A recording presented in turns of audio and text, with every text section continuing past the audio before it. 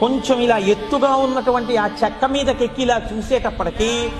నల్లటి ముఖం, ఇరింతంత కపోలాలు, గడ్డం, గంధపు చుక్క, దాని మీద వజ్రవైఢూర్య ఖచ్చితమైనటువంటి కిరీటం, దాని మించి వేలాడుతున్న తోమాల, కుడి చేతిలో చక్రం, ఎడం చేతిలో శంఖం, అక్కడ వరకు కనపడేటప్పటికే ఒళ్ళు మరిచిపోయి గోవిందా గోవిందా అంటూ లోపలికి ఎడుతుంటే, మీరు ఎడుతున్నారో మిమ్మల్ని తోస్తున్నారో తెలియని స్థితిలో ఇలా దగ్గరికి ఎడితే ఆ తోమాల ఇలా వేలాడి ఇలా పక్కలకి వేలాడుతుంటే స్వామివారి వక్షస్థలంలో ఉభయనాంచారులు, వాళ్ళకి చుట్టబడినటువంటి పూలదండలు,